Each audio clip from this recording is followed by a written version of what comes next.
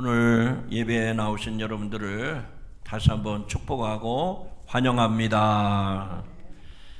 오늘 읽은 이 본문의 말씀을 가지고 살아있는 자의 하나님, 이런 제목으로 말씀을 함께 나누고자 합니다. 하나님은 인간의 지식이나 이성으로 다 이해되지 않습니다. 많은 사람이 성경을 자신의 지식이나 또 경험이나 이성을 가지고 풀려고 하다가 망하고 맙니다. 하나님의 말씀 성경을 마음대로 풀 수 없는 근본적인 이유는 신의 계시의 영역이기 때문에 인간의 뛰어난 지식이나 이성을 가지고 그 하나님의 말씀을 마음대로 풀 수 없고 해석할 수가 없다는 얘기입니다.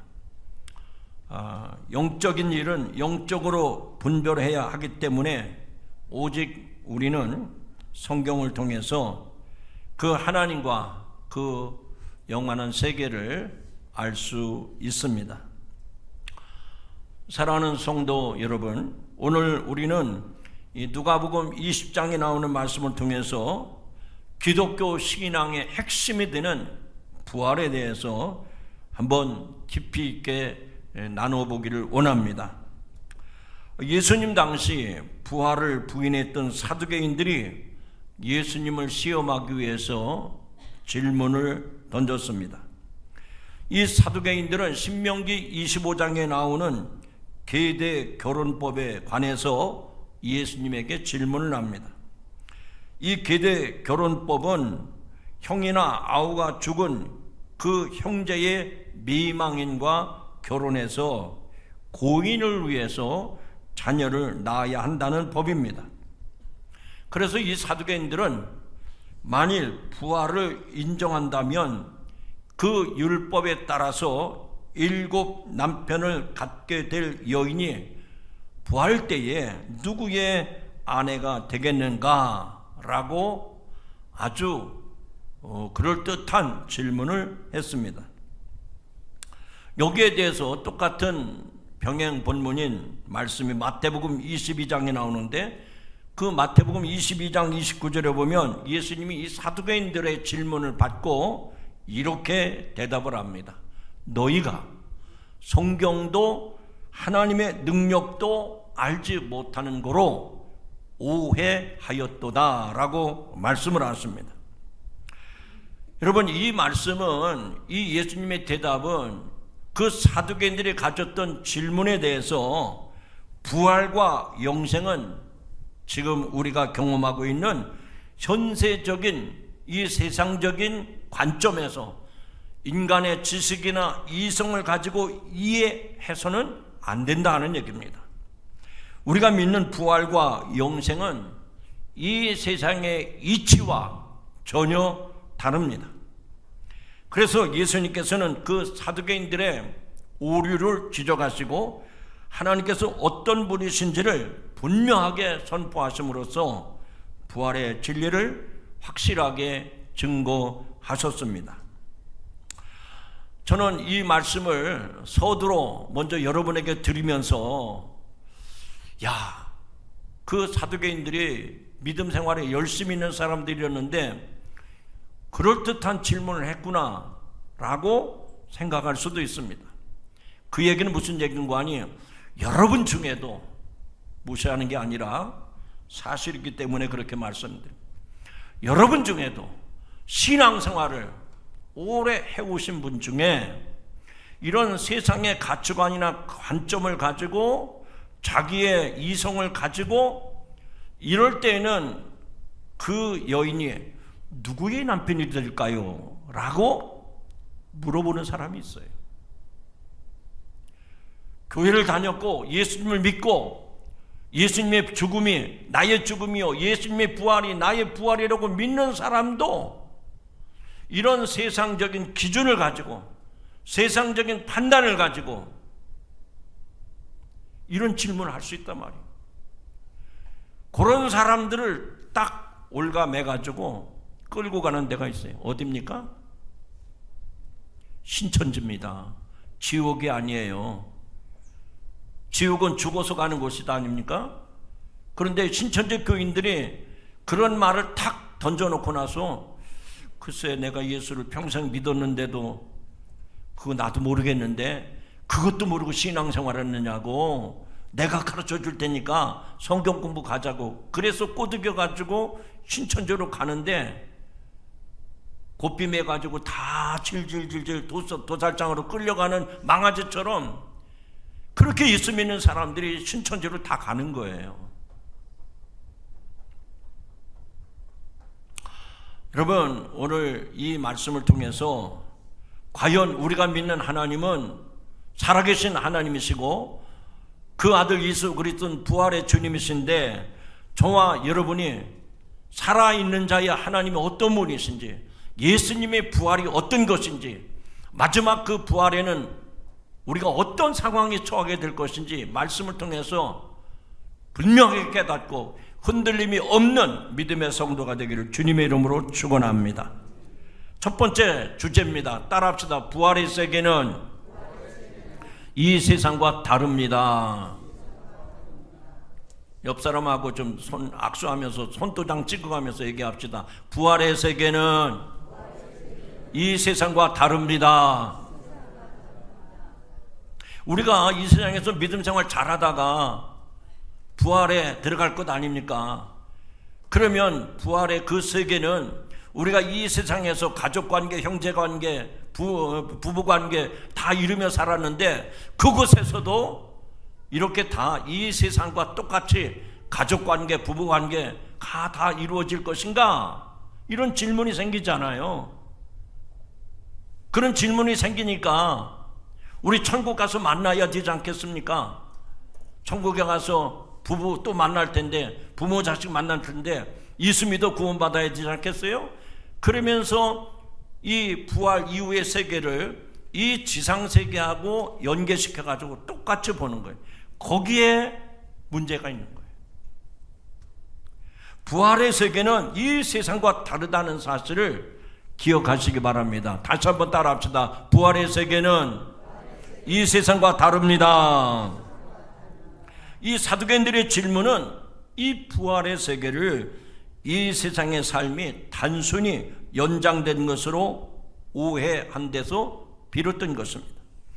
그들은 부활 후에도 이 세상처럼 시집가고 장가가는 결혼 제도가 있을 것이라 라고 생각을 한 겁니다. 여기 말씀을 잘 보면은요, 딱 구분해서 말씀하고 있습니다.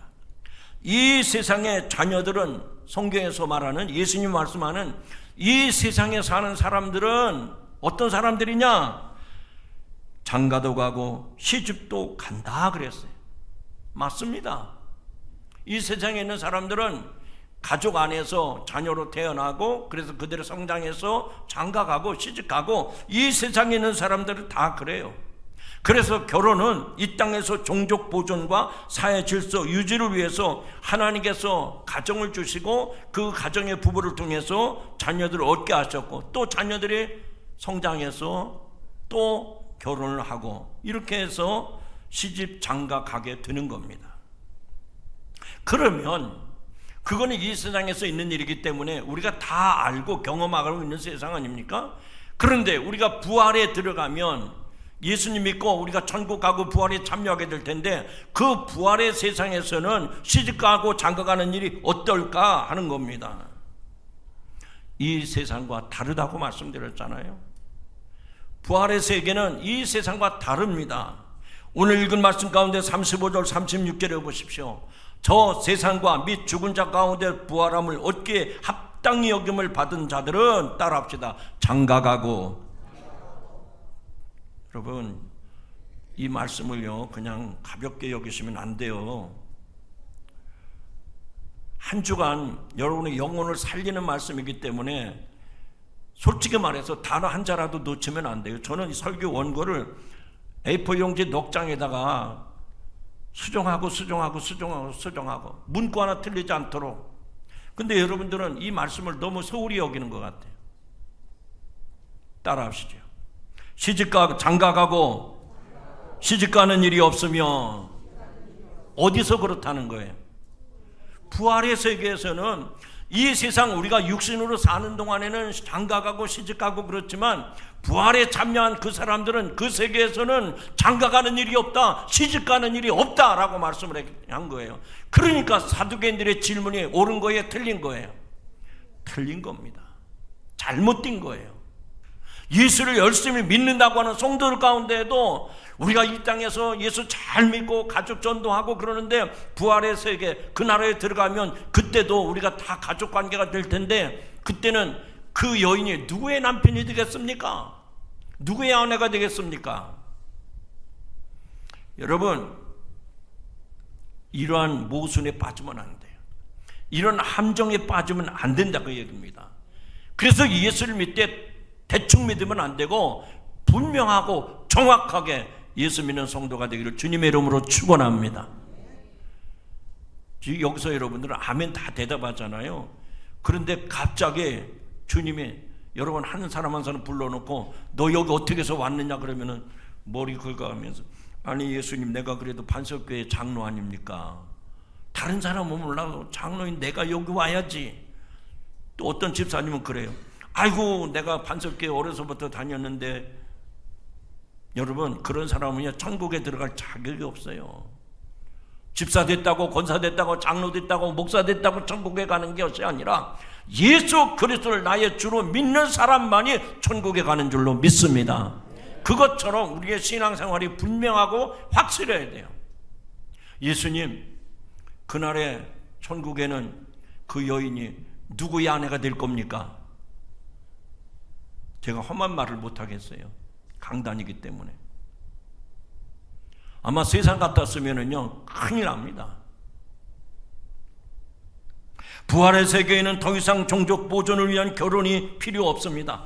부활 이후에는 우리의 삶이 전혀 다른 차원의 삶이 되는 거예요. 그래서 부활의 세계에서는 결혼 관계가 더 이상 필요하지 않습니다.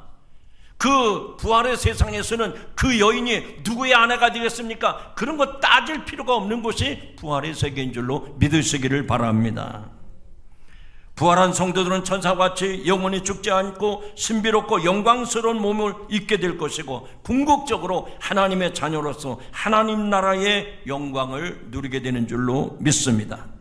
부활은 이 세상과는 차원이 다른 새로운 세계를 여는 열쇠인 것을 믿으시기 바랍니다.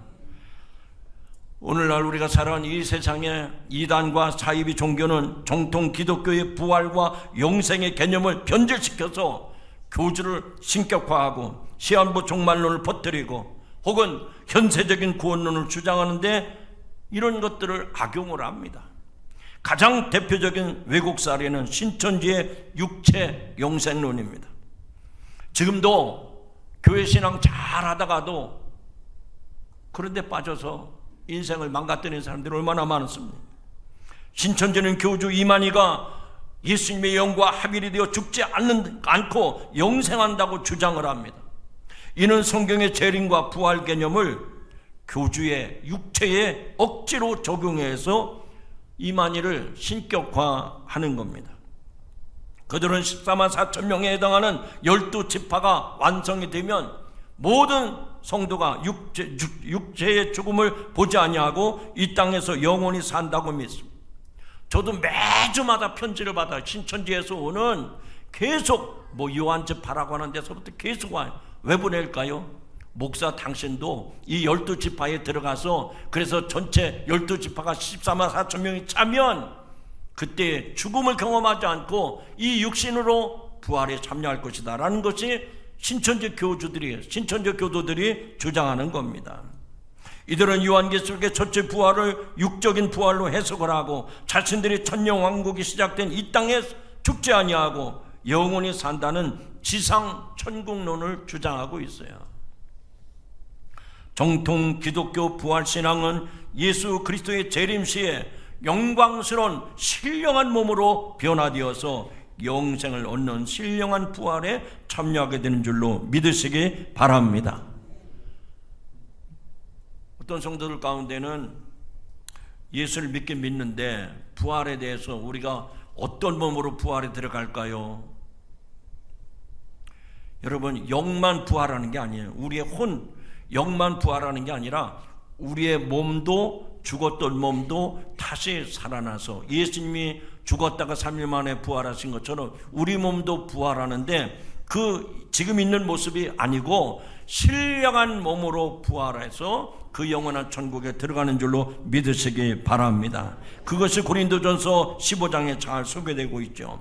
그래서 영원한 천국에서는 이 땅의 육체적인 삶의 연장이 아닌 신령한 존재로서 변화되어 그 나라에 들어가게 되는 줄로 믿습니다. 자, 중요한 건 뭐냐? 오늘 이 본문에 나타나는 말씀을 통해서 우리가 부활에 대해서 확실하게 기억해야 될 것은 뭐냐? 따라하시죠. 부활의 세계는 이 세상과 다릅니다.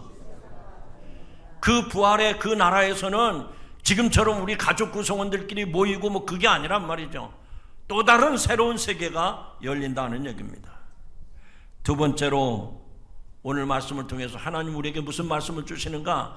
하나님은 살아있는 자의 하나님이시라 라고 말씀을 합니다. 따라합시다. 하나님은 살아있는 자의 하나님이십니다.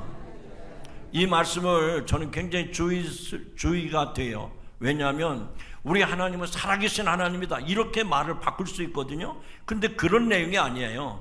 우리가 믿는 하나님은 어떤 하나님이냐? 살아있는 자, 우리 인간의 입장에서 볼 때 살아있는 자의 하나님이라는 거예요. 우리가 죽은 자의 하나님이 아니라 살아있는 성도들의 하나님이시라는 얘기입니다. 여러분, 신앙이라고 하는 것은요, 살아있음을 전제로 하는 것입니다. 산 자만이 하나님을 경배할 수 있는 겁니다. 그렇다면 예수님이 말씀하시는 살아있음이라고 하는 것이 무엇일까? 예수님은 하나님의 살아있는 자의 하나님이라고 오늘 분명히 말씀하고 있습니다. 예수님께서는 사두개인들이 믿는 모세의 율법에서 부활의 증거를 제시하셨습니다. 이는 그들의 잘못된 신앙의 기반을 정면으로 반박하신 겁니다. 그 예로 모세의 증거를 제시했습니다. 예수님은 모세가 가시떨기나무에서 하나님을 만났을 때 출애굽기 3장에 보면 그 내용이 나오잖아요. 하나님께서 자신을 뭐라고 소개합니까? 나는 아브라함의 하나님, 이삭의 하나님, 야곱의 하나님이라고 소개하신 것을 인용하셨습니다. 그리고 이어서 예수님은 결정적으로 놀라운 선언을 하십니다. 오늘 말씀 가운데 38절에 보면 하나님은 죽은 자의 하나님이 아니요 살아있는 자의 하나님이시라. 하나님에게는 모든 사람이 살아있느니라 하시니, 여기 하나님께서 모세에게 말씀하시던 그 시점에 아브라함 이야기를 합니다. 이삭의 이야기를 합니다. 야곱을 얘기하는데, 그 당시 아브라함과 이삭과 야곱은 모세에게 말씀할 때 이미 죽은 사람들이에요. 육체적으로는 다 죽은 사람들입니다. 그런데 하나님이 오래전에 죽은 이들의 이름을 들어서 당신을 모세에게 드러내셨습니다. 그것은 때가 이르면 그들이 다시 살아날 것이기 때문에 하나님은 그들을 영원히 살아있는 자로 간주하셨다는 거예요. 누가 살아있다는 거예요? 모세를 아브라함이나 이삭과 야곱을 모세에게 얘기해 줄 때, 그 아브라함은 이미 육체적으로 죽었지만 죽은 아브라함이 아니라 그들도 살아있기 때문에 살아있는 아브라함의 하나님, 이삭의 하나님, 야곱의 하나님으로 모세에게 증거하고 있다는 얘기입니다. 그 하나님은 과거 조상들을 죽은 자로 여기지 않으시고 여전히 나의 하나님이라고 칭하셨습니다. 이는 그들의 영혼이 하나님과 영원히 언약 관계 안에 있으면서 하나님 안에 살아있음을 증명하는 것입니다. 이처럼 하나님께서 생명의 근원이시며 그분과의 관계 속에 있는 모든 사람은 현재도 살아있는 자요, 앞으로도 미래에도 살아있는 자입니다. 육신의 죽음은 하나님과의 관계를 끊을 수가 없고, 하나님은 결국 그들에게 부활을 약속하셨습니다. 자, 오늘 여기서 여러분들이 분명하고 확실하게 기억해야 될 게 있습니다. 뭘까요? 우리의 육신은 죽음을 경험합니다. 수완이 다 돼서 죽음을 맞이하는 사람도 있지만, 또 때를 다 살지 못하고 일찍 죽는 사람도 있습니다.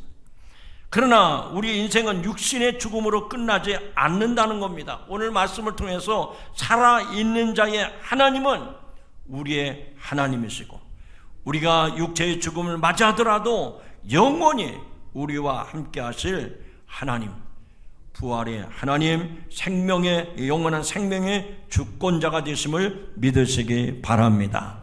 그러므로 오늘 모세에게 말씀하신 하나님은 당신을 소개할 때 나는 아브라함의 하나님, 이삭의 하나님, 야곱의 하나님이라고 말씀하신 것은 그들이 육신의 죽음은 경험했지만 그러나 영원히 죽어 있는 것이 아니라 살아있는 자들의 하나님이심을 이 모세에게 소개한 것입니다. 여러분도 아브라함의 하나님, 이삭의 하나님, 야곱의 하나님을 부르시고 여러분의 하나님, 살아계신 하나님을 믿고 살아가는 성도가 되기를 주님의 이름으로 축원합니다. 그러면 여기에서 분명한 차이가 있어요. 무엇인가 하니, 우리가 신앙생활하면서 부활의 신앙을 믿습니다. 그런데 이 부활의 신앙을 믿지 못하는 사람은 육신의 죽음이 전부라고 생각을 하고 죽음 앞에서 탄식하고 슬퍼하고 이제는 모든 것이 끝났다라고 판단하는 거예요. 이것이 예수 믿는 가장 어리석은 자의 모습입니다. 여러분, 오늘 하나님께서 우리의 영혼을 언제 부르실지는 알 수 없습니다. 그러나 내가 육신의 죽음이 온다고 하더라도 나는 살아있는 자로서 하나님을 믿는 믿음의 성도들이 되기를 주님의 이름으로 축원합니다. 그 영원한 세상이 계속 이어진다는 사실을 흔들림 없이 믿는 성도가 되기를 주님의 이름으로 축원합니다. 그러면 마지막으로 결론적으로 부활신앙을 가진 성도들의 오늘 우리의 현실의 삶에서 이 부활신앙을 어떻게 적용하며 살아갈 것인가. 내가 교회를 수십 년 다니는데도 죽음이 드리워질 때 불안하여 떨고 그 죽음 앞에서 좌절하고 절망하고 그럴 것이 아니라 이 부활신앙을 가진 성도라면 내가 현재적인 이 육신의 삶을 지금 살아가는 이 세상에서 어떻게 죽음을 맞이해야 될 것인가 하는 것을 깊이 생각해 보시기 바랍니다. 제가 이 말씀을 여러분에게 소개하면서 우리 자신뿐만 아니라 우리의 부모 세대도 살아계시다면 언젠가는 하나님 앞에 갈 시간이 있을 것 아닙니까? 이게 그냥 뜬구름 잡듯이 막연한 얘기가 아니고 실제적인 것이기 때문에 부모님이 아니라도 내가 먼저 갈 수 있잖아요. 그렇기 때문에 이 죽음의 문제 앞에서 부활의 신앙을 나는 어떻게 확신을 갖고 살아야 될까? 그래서 이 말씀을 고민하다가 하나님께서 제게 은혜를 주셨어요. 그래서 실제적으로 죽음을 경험한 성도의 이야기를 제시하면 되겠다. 그래서 제가 그 사실적인 한 분을 여러분에게 소개하려고 합니다.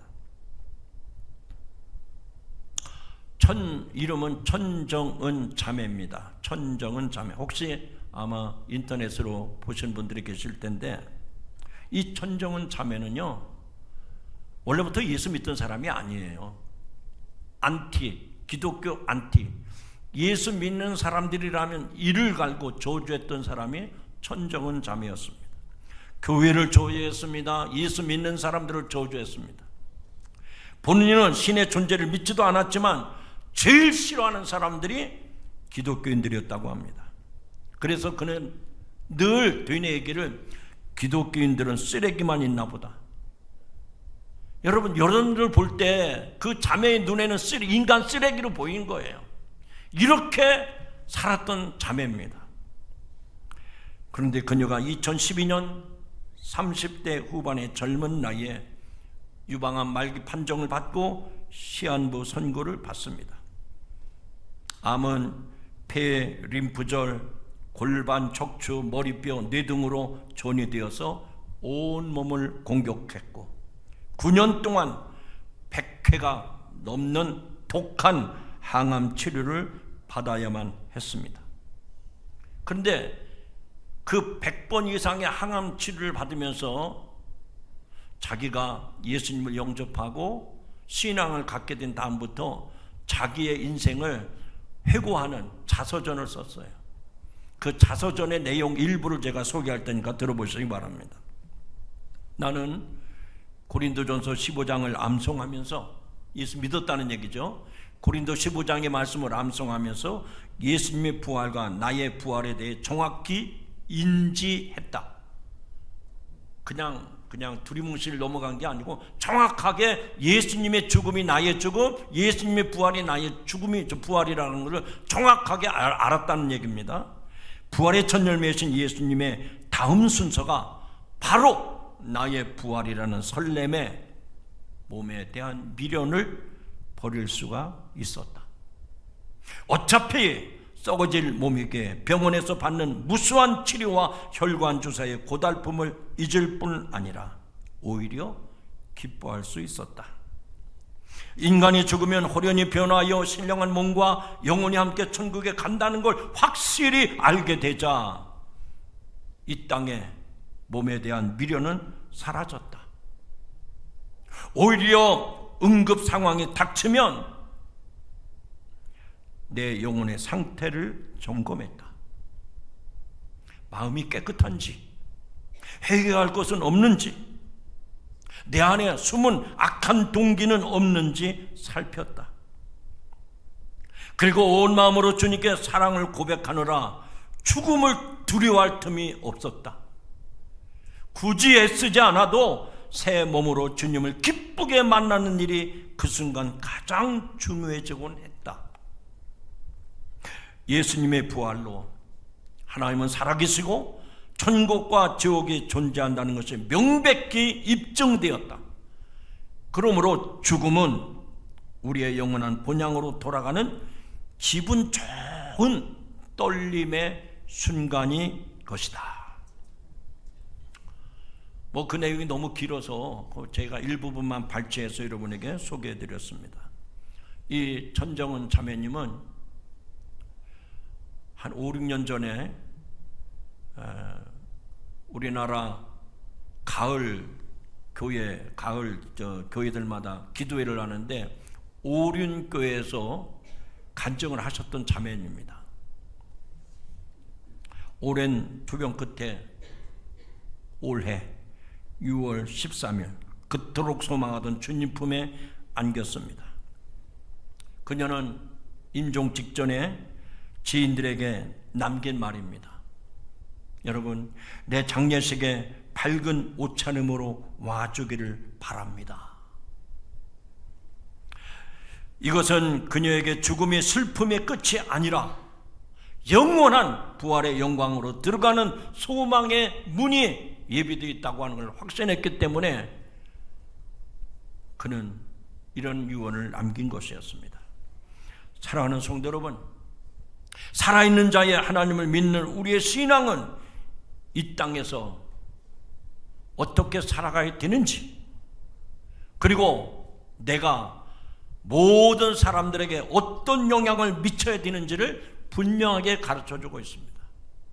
저는 그래서 오늘 이 말씀을 듣는 저와 여러분 모두, 모든 성도들이 이 부활신앙에 대해서 확실한 이해를 가지고 그 믿음으로 신앙생활 하시기를 주님의 이름으로 축원합니다. 따라합시다. 하나님은 살아있는 자의 하나님이십니다. 그래서 우린 예수 믿으면 지금부터 영원히 부활에 참여하는 거예요. 그 부활에 참여한 성도들은 더 이상 세상의 근심, 걱정, 염려에서 얽매여 있지 않습니다.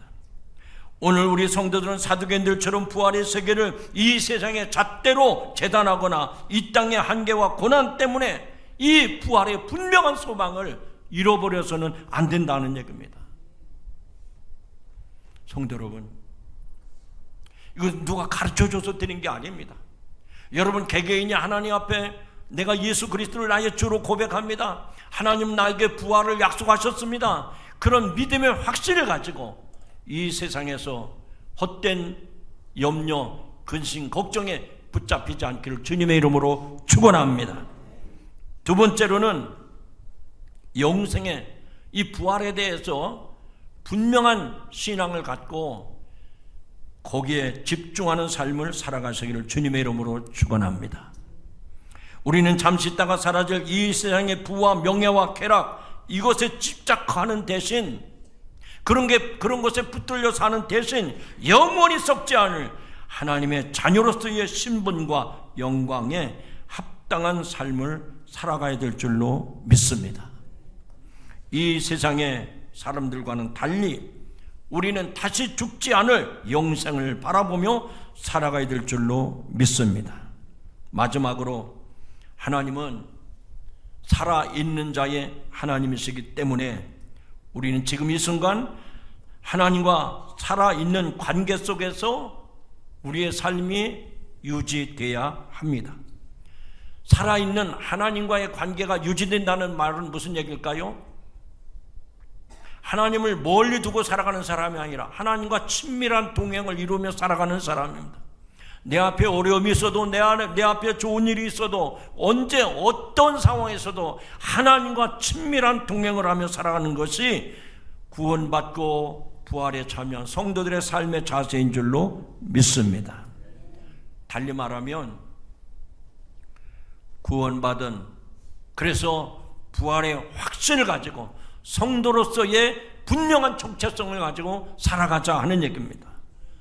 이 부활의 정체성을 가진 성도들은 세상에 어떤 시련과 유혹과 핍박과 어려움이 와도 흔들리지 않습니다. 그것 때문에 우리의 인생이 흔들리지 않습니다. 오늘 이런 믿음을 사모하는 이 아침이 되기를 주님의 이름으로 축원합니다. 이제 말씀을 맺으려고 합니다. 오늘 본문의 말씀을 통해서 예수님께서는 이 사두개인들의 궤변을 물리치시면서 하나님은 죽은 자의 하나님이 아니요 살아있는 자의 하나님이시라 라는 말씀을 선언하셨습니다. 이 말씀은 단지 부활의 교리를 증명하는 것을 넘어서 하나님의 살아계심과 하나님의 영원하심과 우리에게 부활을 확증해 주시는 하나님이신 것을 믿습니다. 사랑하는 성도 여러분, 우리를 영원한 생명으로 이끄시는 살아있는 자의 하나님을 찬양하시기 바랍니다. 여러분이 이 땅에 사는 동안 부활의 소망을 굳게 붙들고 주님과 승리하는 삶을 살아가는 저와 여러분이 되기를 주님의 이름으로 축원합니다. 부활이요 생명 되신 하나님 아버지, 우리에게 구원의 은혜를 베풀어 주심을 진심으로 감사드립니다. 오늘 사두개인들의 질문에 대해서 예수님은 하나님은 죽은 자의 하나님이요 하나님이 아니라 살아있는 자의 하나님이시라 말씀하셨습니다. 부활의 세계는 이 세상과 전혀 다른 세상인 줄로 믿습니다. 하나님은 살아계신 자의 하나님이신 것을 믿습니다. 그러므로 저희들로 하여금 믿음에서 흔들리지 않게 하여 주시옵소서. 세상의 헛된 속임수에 썩지 않게 하여 주시옵소서. 내게 약속하신 부활과 영생을 확신하며 살아가게 하여 주시옵소서. 구원받은 백성입니다. 부활에 참여할 것입니다. 이 믿음의 정체성을 가지고 이 땅에서 승리하며 살아가게 하여 주옵소서. 예수님의 이름으로 간절히 기도하옵나이다. 아멘.